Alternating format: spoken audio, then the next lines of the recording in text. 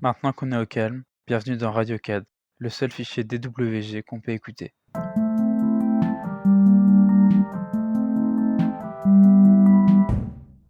Bienvenue dans le 3e épisode de RadioCAD, l'association de podcasts de l'école d'architecture de Nantes. Aujourd'hui, le sujet est les associations artistiques de l'école. Pour parler de ce sujet, je suis accompagné des représentants de l'association de théâtre d'improvisation de l'école, de la fanfare, de l'association de danse et de l'association d'orchestre. Maintenant, je vais les laisser se présenter.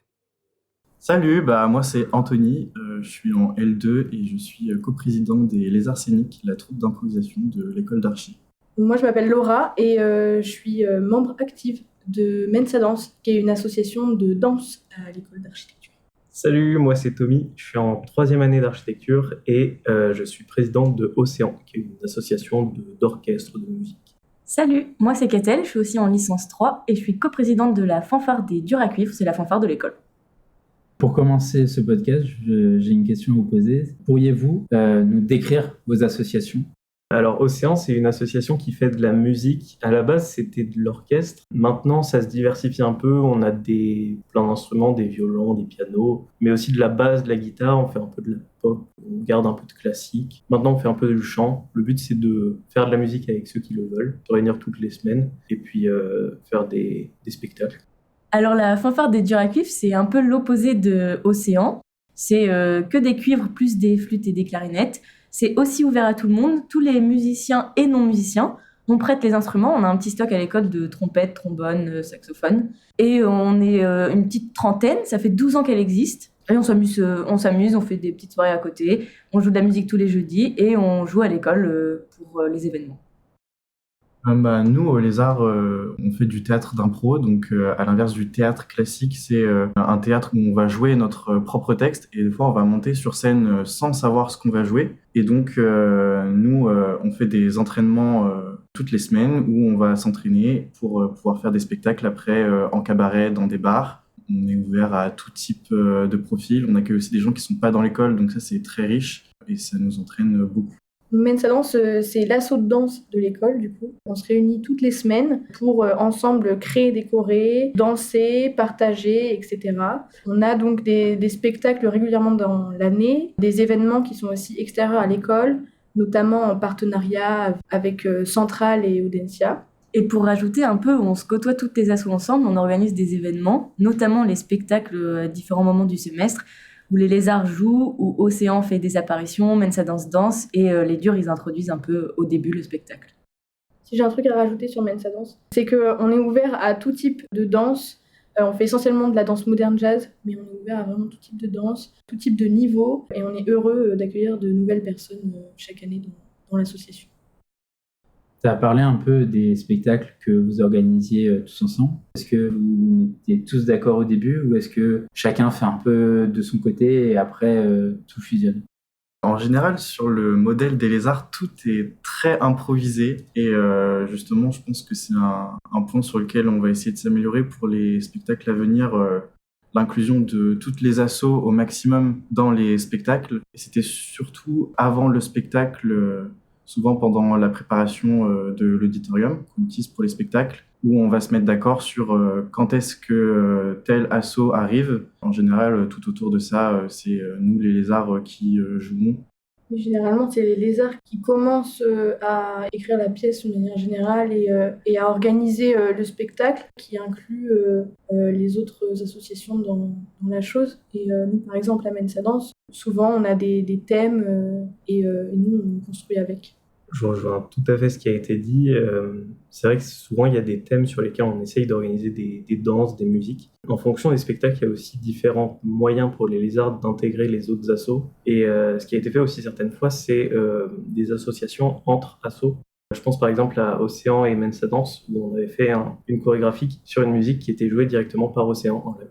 Ça, justement, je trouve que c'est très riche dans notre échange pour les spectacles des assos, puisque ça montre qui on est et ce qu'on est capable de faire. Ça nous permet de créer des spectacles où on va montrer une diversité de disciplines et aussi de trouver une manière d'incorporer les associations dans nos spectacles. C'est vraiment intéressant de partir d'une histoire ou d'un thème parce que d'une part, ça permet au public de se rattacher à quelque chose et de ne pas avoir l'impression que c'est juste des associations qui font leur truc de leur côté à la suite. Et même pour les assos individuellement, ça permet de créer autour de ce thème, de cette histoire. C'est vrai qu'en général, on essaye toujours de travailler autour de thèmes, notamment avec Archiculture, où il y a un thème qui va vraiment diriger tout le festival, que tout le monde va devoir suivre dans le spectacle et qu'on va transmettre aux associations pour créer un spectacle uniforme et que ce soit pas simplement les performances de telle et telle association assemblées ensemble.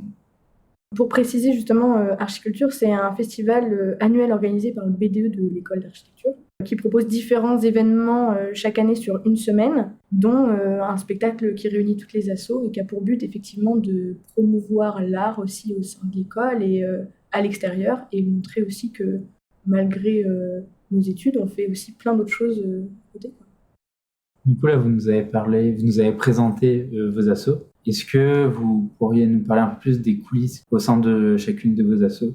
Nous, par exemple, à Mensa Danse, on a Omega qui croise 3 écoles, donc Centrale, Audencia et l'ENSA. Et nous, en danse, c'est un événement qui est important pour nous parce que c'est aussi une sorte de compétition, une sorte de manière de montrer ce qu'on a appris et ce qu'on fait dans l'école aux autres écoles. On a un autre événement à Mensa Danse qui est hyper important pour nous. C'est la comédie musicale avec Centrale qui revient chaque année aussi. En gros, Centrale crée une pièce et on intervient en danse et ça montre un réel échange entre les écoles et c'est des représentations qui sont dans un vrai théâtre. Et c'est hyper intéressant aussi de voir autre chose que l'amphi de l'école. Justement, nous, au LESA, on a aussi des événements qui se font en dehors de l'école. Nous, on prend aussi contact avec des programmateurs dans des bars. Donc, cette année, c'est le Poum Poum Tchak, où tous les mois, un mercredi dans le mois, on va faire un cabaret d'improvisation. Du coup, c'est une toute autre dynamique que les auditoriums dans l'école d'archi. Et on tend aussi à s'ouvrir de plus en plus vers un nouveau public. Et cette année, la FEV a pris contact avec nous, qui est une association pour l'aide aux enfants dans les zones prioritaires pour initier les enfants au théâtre d'improvisation. Et du coup, nous, c'est une toute autre dynamique dans notre travail d'improvisateur. Et notre construction de spectacle, elle est vraiment différente selon ces milieux-là. Et alors pour la fanfare, on a aussi beaucoup d'événements. À l'école, au début, on anime un peu la soirée d'intégration, les barbecues qui se font sur les pelouses. Et après, en dehors, on est beaucoup sollicité par plein de petits événements dans la ville de Nantes et dans les communes à côté. On fait notamment le carnaval de Nantes, le marché de Noël de Nantes. On a fait des ouvertures de distilleries. L'année dernière, on a joué pour l'Open de Molki. Après, on fait beaucoup de kermesses. Sinon, on peut aller jouer dans des bars. Et après, on essaie de jouer aussi juste pour nous en ville, pour tous les gens qui passent, au moins une fois par semestre, en général à la rentrée, quand en architecture, on n'a pas trop de travail. Mais on essaie de répondre un peu à tous les contrats. Il faut savoir qu'à Nantes, il y a beaucoup de fanfares et donc toutes les demandes sont relayées à travers toutes les fanfares de Nantes. Et nous, on en a pas mal quand même. On essaie d'étaler sur toute l'année. Pour Océan, on a un petit peu moins d'événements extérieurs à l'école. Nous, nos interventions, ça va plutôt être au sein de l'école, que ce soit dans les différents espaces de l'école. L'année dernière, on avait pu le faire sur des plateaux de l'école, évidemment dans l'auditorium, et aussi avec d'autres assos. Je pense notamment à la Baravane, qui propose des petits déjeuners, une asso avec laquelle on avait fait une petite collaboration pour jouer pendant que les gens prenaient leur petit déjeuner. Du coup, vous parlez là de plein d'événements. Comment en interne vous organisez ça? De notre côté, c'est une organisation logistique. À savoir que pour chaque contrat, il faut que tous les pupitres de la fanfare soient jouables. Donc on est des musiciens dans chaque pupitre. Et après, on choisit aussi en fonction de ce qui nous intéresse, ce qui n'est pas trop loin. Parce que si c'est trop loin, ça veut dire qu'il faut louer des minibus pour apporter tous les instruments. Donc c'est compliqué. Et en interne, qui est-ce qui fait ça? On a un bureau de 5 personnes qui gère un peu, parce qu'il faut gérer aussi financièrement chaque contrat plus ou moins payé. Qu'est-ce que tu appelles un pupitre? On est plusieurs types d'instruments. Donc il y a le pupitre des saxophones, le pupitre des trompettes, le pupitre des trombones. Il faut qu'on ait au moins un musicien jouable dans chaque qui connaisse les morceaux. C'est pour ça qu'il faut savoir s'il y a du monde qui est présent à telle ou telle date. Donc on crée des événements, on va chercher à savoir si les gens sont là ou pas. Et après on loue les minibus, on se fait des week-ends tous ensemble. Il faut savoir qu'on part en vacances, donc il faut qu'on appelle toutes les communes des villages où on joue pour savoir si on peut jouer dans leur commune, si la police ne va pas nous arrêter ou quoi. Donc on a des attestations à chaque fois. Et c'est vraiment une question de logistique, de temps de mise en place d'administratifs à faire qui nous paralyse le plus. Chaque contrat est plus ou moins payé en fonction des moyens des écoles, parce qu'on fait des kermesses ou des centres commerciaux, ou quand on joue pour la radio, on a joué pour It West. Et après, c'est l'argent qu'on a, il va dans les caisses de l'association et elle est utilisée pour réparer les instruments, pour acheter notre costume type, qui est composé d'un legging doré et d'une fourrure. Donc tout est dans les caisses et rien ne sort de l'association. C'est bien que tu parles de cet aspect-là parce que je pense que les gens d'extérieur, ils pensent pas réellement qu'il y a tout cet aspect organisationnel. Nous aussi, on a plusieurs commissions dans notre bureau. En fait, on a une personne qui est chargée de prendre contact avec les programmateurs pour nos spectacles dans des bars. Et sinon, autrement, dans l'audit, on crée des commissions ponctuelles avec des séances d'écriture au préalable où on va plus ou moins définir une trame, comme on reste quand même dans du théâtre d'improvisation, pour ensuite se donner des règles pour jouer. Donc ça reste toujours plus ou moins improvisé, avec tout un aspect organisationnel aussi, avec les réservations d'auditorium par exemple, tout ce qui va être travail de la régie, de la mise en scène, de la scénographie, et ça c'est des choses qu'on voit en amont, qu'on remarque pas forcément quand on regarde un spectacle d'impro, mais qui sont très importantes et fondamentales quand on fait un spectacle. Oui, c'est ça. Nous, à Metsadance, la création de choré, elle prend aussi une partie très importante. Toi, tu parlais d'écrire et tout au préalable. Nous, pareil, en danse, on met énormément de temps à créer une chorégraphie. Et en fait, on ne dirait pas comme ça parce que la chorégraphie dure 3 minutes. Et ce qui est cool, c'est qu'on crée aussi tout ensemble, on propose des idées, etc. Et on compose comme ça la chorégraphie. Et ça, c'est cool. Après, si on veut parler plus d'organisation, etc., en soi, c'est essentiellement ça. Et après, sinon, le côté financier chez nous, il se joue notamment au niveau des achats de costumes, surtout. Généralement, on n'a pas grand-chose à payer. Mais du coup, oui, donc on achète généralement nos costumes avec les subventions qu'on a chaque année. Pour Océan, l'orchestre et les durs, la fanfare, on est un peu pareil dans la rédaction de ce qu'on produit. C'est-à-dire, chaque morceau, faut l'écrire, faut l'apprendre. Et en général, on n'est pas à plus de 3 morceaux nouveaux par an. Nous, à la fanfare, c'est surtout, on en apprend 3 par an et ça augmente notre répertoire. Et on répète tout le temps les mêmes morceaux. Et pour Océan, je te laisse un peu expliquer. Je rejoins totalement ce qui a été dit par Catel dans la mesure où on part plutôt d'un matériau existant qui est la musique. Donc c'est des musiques qu'on trouve avec des partitions sur internet, mais il y a souvent une étape de réécriture de partitions pour certains instruments ou dans différentes tonalités. Et à la différence des durs à cuivre, par contre, on va pas avoir de pupitre avec plusieurs personnes. Nous, on est une plus petite asso, donc on a plutôt des musiciens qui vont intervenir sur des musiques différentes chacun. Par exemple, on a plusieurs violonistes et ils ont chacun des musiques différentes ou éventuellement des musiques où ils jouent à 2 dessus mais 2 voix différentes. Donc le travail des morceaux se passe pas exactement de la même manière. Nous, c'est plutôt des morceaux que les gens proposent, qu'ils ont envie de jouer, et les différents autres musiciens vont s'associer à un morceau en disant qu'ils ont envie de faire la guitare sur tel morceau ou le piano sur tel autre. En partant de ça, on va pouvoir travailler ces morceaux-là en fonction des envies de chacun pour pouvoir faire des représentations lors des spectacles, lors des événements avec les différentes assos. Une réécriture des morceaux, elle se fait comment ? C'est une étape un petit peu compliquée parce que ça demande des connaissances quand même en solfège. En général, c'est les gens qui sont les plus à l'aise avec ça qui s'en chargent. On essaye aussi de trouver des morceaux directement les plus adaptés possibles pour s'éviter un maximum ce travail de réécriture. Sur Internet, en général, on trouve pas mal de choses. Ça nous est arrivé de contacter directement des compositeurs pour qu'ils puissent nous donner des morceaux déjà écrits comme on le voulait. On trouve des manières pour les réécritures. Chez les durs, c'est un peu différent. C'est un peu les meilleurs musiciens qui écrivent les morceaux. Et là, on les réécrit pas. C'est-à-dire, les 2 derniers, c'était Goupil et Pi. Ils ont dit, Pi, par exemple, il a dit « Je voudrais qu'on joue Blinding Light ». Et il a pris un logiciel, il l'a écouté, il l'a écrit entièrement pour chaque pupitre, chaque voix. Les trompettes, ils vont jouer ça, les trombones, ils vont jouer ça. Ils partent de rien et ils montent tout. Oui, là, on parle de personnes qui sont assez spécialisées dans ces domaines-là. Mais là, on a parlé beaucoup tous d'écriture. Mais ce qu'il faut savoir, c'est que on peut rejoindre une association de l'école sans savoir absolument rien faire, que ce soit dans la danse, dans le théâtre ou dans la musique. Et justement, en plus du travail d'écriture, le rôle de ces associations-là, de former les personnes pour qu'elles puissent savoir jouer. Par exemple, nous, en théâtre d'impro, on fait pas des répétitions le jeudi. Nous, on appelle ça des entraînements parce que l'impro, c'est une compétence qui se travaille et c'est OK de venir et de s'entraîner pour devenir meilleur. Et j'imagine que c'est aussi pareil pour les autres disciplines. Oui, carrément. On est un groupe qui avons des bases, mais on est aussi un groupe qui a moins de bases. Et le groupe qui a des bases est aussi là pour apprendre les bases aux autres et pour évoluer. Et en fait, la plupart des gens qui de base ne sont pas forcément doués en danse ou n'ont jamais fait de danse, ce sont des gens généralement qui sont vraiment motivés et qui ont envie d'être là, qui sont investis, et ces gens-là, ils y arrivent à tous les coups. Ils y arrivent et ils rattrapent le niveau des autres, et ça se voit pas du tout la différence de niveau pendant les spectacles.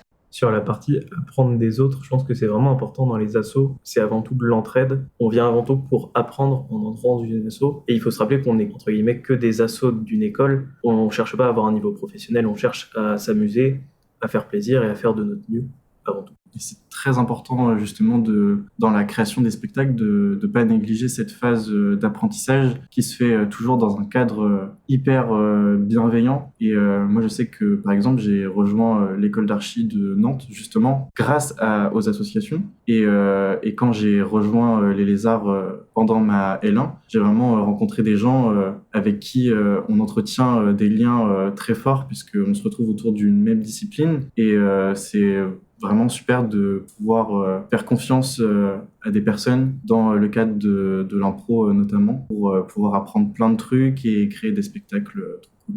Bah, c'est un peu pareil. Je trouve que ça donne accès à quelque chose auquel on n'avait pas avant. La musique, pour nous, c'est une ouverture énorme parce qu'il y en a plein, et j'en fais partie, qui n'avaient jamais touché d'instrument de leur vie, qui connaissent pas une miette de solfège, et on trouve des moyens. Enfin, je sais qu'à la trompette, on écrit les pistons 1, 2, 3, et on apprend des numéros pour savoir quelle note on doit jouer. Vraiment, on part de rien du tout, et on joue les morceaux à la fin comme les autres. Bon, on n'a pas non plus le même niveau, mais tout le monde s'amuse et c'est trop bien. Et ce que tu disais aussi, c'était un peu le réseau que les assos y donnent. C'est-à-dire que c'est le moyen pour nous de connaître des gens des autres promos. Et donc en dehors de l'asso, en cours, en archi et autres, ça permet de se donner un peu des stages, se donner des astuces dans tel ou tel cours, trouver un peu parler à d'autres gens quoi, plutôt que les gens de notre promo.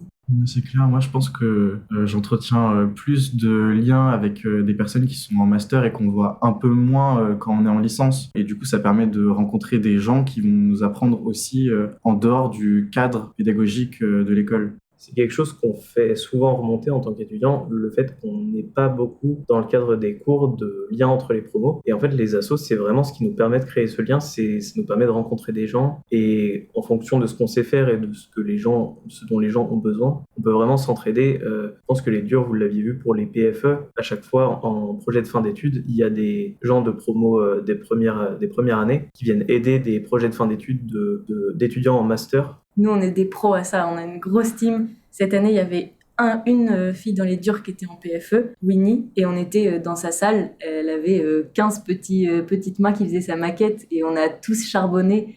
Et vraiment, c'est vraiment c'est notre réseau à nous, quoi. Et même dans l'enceinte même de l'école, qui peut paraître très abrupte, très béton, très froide, et ben je trouve que les associations elles viennent vraiment apporter de la vie dans l'école. En fait, on apprécie même venir à l'école quand c'est pas pour travailler, notamment pour les associations, et ça c'est trop bien. Et je pense qu'on l'a vu aux portes ouvertes, je sais pas s'il y en a qui y étaient, mais les futurs étudiants de l'ENSA, ce qu'ils viennent voir, c'est aussi les associations, parce que comme le disait Anthony, c'est ce qui permet à des gens d'entrer dans l'école et d'avoir envie de venir à l'école. Et c'est vraiment un facteur important parce que ça va définir notre cadre de vie, ça va définir les rencontres qu'on va faire. Donc c'est vraiment important d'avoir ce cadre associatif dans l'école.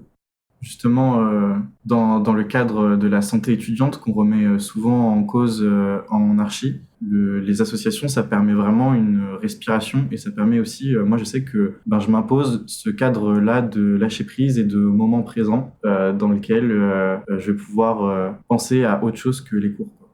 Vous avez parlé de plein de choses par rapport aux assos, mais il y a deux choses que vous n'avez pas évoquées et que j'aimerais qu'on parle, c'est quelle a été votre plus grosse difficulté et aussi quel a été le meilleur moment. Au dur, il y a 2 difficultés principales. C'est d'abord apprendre la musique, enfin apprendre comme on peut, comme on l'entend, comme j'ai dit tout à l'heure avec les petits numéros.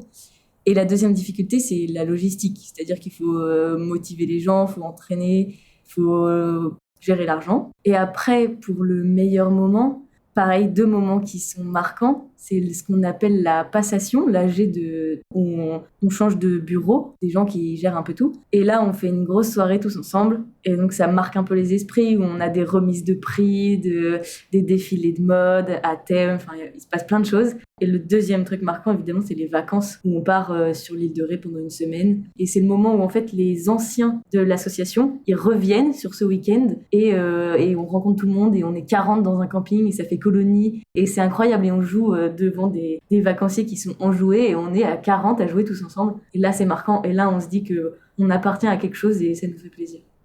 Non, nous, les difficultés qu'on peut rencontrer, je dirais, c'est la création et l'apprentissage. Parce que du coup, comme je disais tout à l'heure, il y a 2 teams. Nous, c'est les personnes qui créent les chorés un peu plus et qui lead un peu plus le cours. Et il y a les personnes qui apprennent les chorégraphies et qui ont moins de base et à qui il faut apprendre certaines choses. Et je pense que pour elles, il y a des difficultés qui sont assez grandes.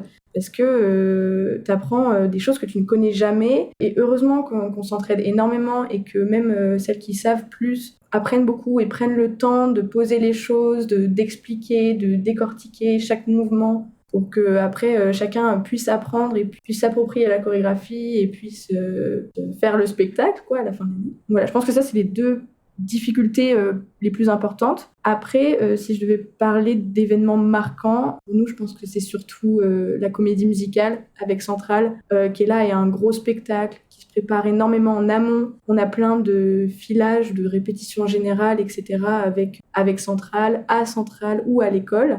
Et juste le fait d'être dans les coulisses, de voir le spectacle se réaliser sous tes yeux, et c'est juste génial de voir que tout le monde crée un spectacle ensemble, et de voir la réalisation du spectacle. Enfin, c'est juste incroyable. Et après, derrière, effectivement, il y a la soirée qui est juste trop bien aussi, et où tu rencontres plein de gens extérieurs à l'école aussi, et ça, c'est trop cool. Dans la même dynamique, nous, au Lézard, les difficultés qu'on va rencontrer, elles sont plus d'ordre administratif, mais en même temps, c'est aussi très formateur pour nous d'apprendre ça, parce que dans notre cursus, on ne nous apprend pas forcément à gérer des budgets, organiser des réunions avec d'autres organismes, alors qu'en réalité, ça nous servira plus tard certainement dans notre parcours professionnel. Et c'est là où on va rencontrer le plus de défis, parce que c'est des choses où on n'est pas forcément habitué. Et c'est là où on va avoir le plus de difficultés, mais après, c'est vraiment rien comparé à tout ce qu'on vit de magnifique. Mais voir à la fin le public réagir et apprécier ce qu'on fait, c'est vraiment incroyable. Et c'est important dans l'année d'avoir ces points d'étape où on fait des spectacles pour les gens, parce que ça nous rappelle que ce qu'on fait dans les assos, c'est avant tout pour faire plaisir aux gens de l'école, que ce soit des étudiants, des profs, des administratifs. Ça fait du bien de voir des fois la réaction des gens, et souvent on se met beaucoup de pression, je pense, dans toutes les assos pour être fiers de ce qu'on a fait et rendre les gens fiers de nous. Et c'est toujours un soulagement de voir les spectacles. En général, les gens adorent. C'est important d'avoir ce côté-là, donc ça, c'est vraiment des moments agréables. Et après, pour les difficultés à Océan, je pense qu'on a eu aussi des difficultés un petit peu administratives.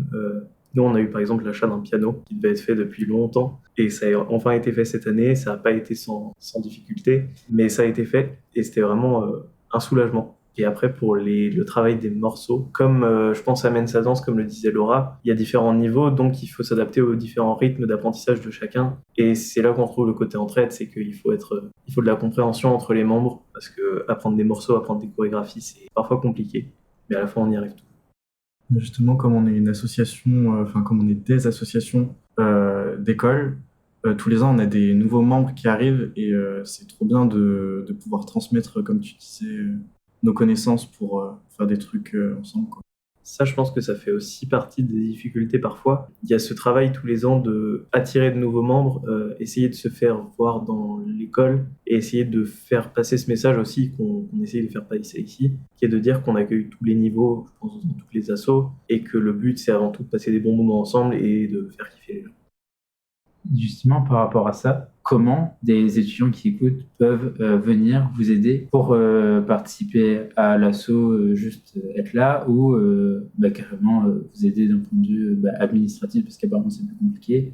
À la fanfare, c'est pas compliqué. On joue tous les jeudis soirs de 20h à 22h et on prête les instruments, donc on peut venir librement. Et c'est ce qui fait le plus peur aux gens, c'est de pas savoir la musique parce que ça paraît insurmontable, alors que vraiment c'est tellement freestyle et on écrit un peu n'importe comment et chacun se donne un peu ses tips. Au début, on regarde juste les doigts des autres membres parce qu'on sait pas du tout genre comment traduire la partition. Et après, administrativement, c'est une fois qu'on est un peu dans l'assaut, qu'on connaît un peu ce qui s'y passe, on peut dire tiens, je voudrais bien aider pour tel ou tel truc, tel événement, ou quand on dessine des choses ou qu'on organise des soirées ou ce genre de choses. Tout le monde s'implique. Mais c'est le plus dur, c'est de faire comprendre aux gens qu'il n'y a pas besoin de savoir jouer et qu'on peut venir librement, qu'on peut même venir 2 fois et repartir. Et c'est ça ce qu'on essaie de transmettre un peu dans notre communication. Nous, c'est pareil à Mensa Danse. Qui vient qui veut, avec le niveau qu'il a, et on compose ensemble, quoi. Et il y a toujours une super ambiance à Mensa Danse. Genre, c'est vrai que ça peut faire peur parce qu'on arrive, on se dit ça va être un format de cours en mode il y a quelqu'un qui a une choré et qui va nous apprendre la choré. Et moi, c'est ce que je cherchais au début personnellement, mais c'est pas du tout ce que j'ai trouvé à Mensa Danse, mais j'ai trouvé autre chose et beaucoup plus. C'est de l'entraide, c'est de l'amitié, on rigole. On fait beaucoup de pauses. C'est vraiment chouette aussi. C'est un autre format de cours qui est différent de ce qu'on a l'habitude de faire dans des associations ou dans des écoles de danse. Et c'est sympa aussi. Enfin, voilà. Pas prise de tête. Tout le monde parle quand il veut. On s'amuse. En vrai, c'est rigolo, quoi. Comme disait Anthony tout à l'heure, des fois on a besoin juste de respirer en dehors des cours, et avoir les assos c'est bien, et après on fait de la danse, on fait de la musique, on fait du théâtre en fonction de ce qui nous plaît, mais c'est avant tout partager des moments entre personnes, et c'est pour ça qu'il ne faut pas avoir peur de venir. C'est que je pense que toutes les assos sont prêtes à accueillir des gens aussi juste pour voir, pour regarder comment ça se passe avant de vraiment s'engager et de venir régulièrement. Et ensuite, pour le côté administratif, en général ça se fait naturellement. Quand on s'engage dans une association, au bout d'un moment on a envie que l'asso continue au-delà du précédent bureau, donc on rentre dans le bureau suivant et on fait vivre l'asso comme ça. Ouais, nous c'est exactement ça aussi. À chaque fois, on essaye d'accueillir le plus de personnes possible, même en dehors de l'école, en tout cas pour ce qui nous concerne, les Lézards. On a plus de membres même qui ne sont pas de l'école d'archi. En fait, on peut venir à un entraînement, revenir après ou pas, ne pas venir pendant un certain moment. C'est vraiment très libre et chacun vient comme il est et est accueilli de manière super bienveillante. Et le but, c'est vraiment de passer un bon moment, de rire, sans vraiment se prendre la tête, comme disait Tommy.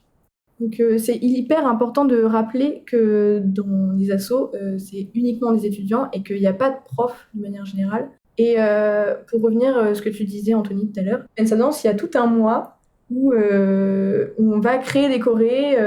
Généralement, ça dure un mois. On va créer des chorés, apprendre les chorés aux autres et prendre le temps d'expliquer chaque pas, etc. Et c'est vrai qu'après cette phase de création, on va avoir une phase de répétition. Et à ce moment-là, c'est vrai que c'est plus compliqué d'arriver en cours de route à Mensa Danse, puisque ça va être que de la répétition pure et dure. Il faut déjà connaître la choré pour pouvoir arriver dans cette phase de répétition. Donc voilà. Donc généralement, on va faire de la com sur Insta au préalable du mois de création. Comme ça, tout le monde peut venir, tout le monde peut apprendre, tout le monde peut créer. Ouais, et on retrouve un peu la même problématique à Océan, dans la mesure où on travaille souvent des morceaux et c'est un travail qui demande du temps, des répétitions. Et en fonction du morceau des différentes personnes qui arrivent en cours de route, ça peut être un peu compliqué de se greffer à des morceaux existants. Mais on essaye toujours d'intégrer au maximum les gens, peu importe leur niveau. On essaie de développer aussi un petit peu l'improvisation pour permettre à tout le monde d'arriver n'importe quand, de jouer ou de ne pas jouer en fonction des dispos de chacun. Et, vous nous avez pas dit, mais pourquoi vous êtes entré dans vos assos? Eh ben, moi, j'ai voulu rejoindre les Lézards scéniques parce que je faisais déjà du théâtre avant, mais sauf que c'était du théâtre classique et j'avais envie d'apprendre des nouveaux trucs. Et au fur et à mesure, j'ai commencé à venir aux entraînements. J'ai découvert des gens super cool. Donc, j'ai décidé de rejoindre de manière plus active l'association et participer au spectacle, chose qui n'est pas forcément nécessaire. On peut venir juste aux entraînements. Et en vrai, c'est trop bien. Moi, je suis trop content d'avoir rejoint cette association. Moi, j'ai rejoint Mensa Danse parce que ça faisait 12 ans que je faisais de la danse et j'avais un peu peur de l'association justement parce qu'il n'y avait pas de prof, il y avait ce système de c'est que les élèves qui créaient. Du coup, j'ai fait 1 an où j'ai rien fait. Donc, je me suis dit, bah tiens, en 2e année, je vais aller à l'assaut de danse de l'école et je vais voir ce que ça donne. Et on a commencé à créer ensemble, à partager ensemble, puisque du coup, avec ces 12 années de danse, j'ai pu apprendre aux autres et apporter mes connaissances, etc. Et c'était une autre manière de voir le cours de danse. C'était un petit peu la même chose. Avant d'arriver à l'école d'archi, j'avais fait de la musique. Et donc, au moment de rejoindre Océan, j'avais ce côté-là qui me manquait dans les études. Et Océan, pour ça, ça a vraiment été une occasion pour moi de faire de la musique en parallèle des cours, de rencontrer des gens qui sont aussi en archi. Et c'était vraiment agréable d'entrer dans un univers où on partage une passion avec des gens, on rencontre des gens qu'on n'avait pas encore rencontrés jusque-là, alors qu'on est pourtant dans la même école. Et à partir de là, je me suis vraiment pris au jeu, j'ai apprécié revenir toutes les semaines à l'assaut, et maintenant je suis dans le bureau. Alors moi, à l'inverse de tout le monde, j'ai l'impression c'est justement parce que je connaissais rien à la musique et que la première fois que je les ai vus sur la pelouse, je les ai trouvés trop badass et je me suis dit j'ai trop envie d'être comme eux. Après la première répétition, je me suis dit mais c'est dingue. Juste on jouait n'importe quoi, on copiait un peu sur tout le monde et c'est ça qui m'a fait rester. Et après bah le côté administratif, il a été tout de suite plus facile puisque apprendre la musique c'est une galère hein, qu'on se le dise, mais on reste quand même parce que on se fait plein de copains. Merci à vous 4 d'être venus pour parler et présenter vos assos. Merci à tout le monde de nous avoir écoutés et on se dit à dans 2 semaines. Merci. Des bisous. Ciao, ciao.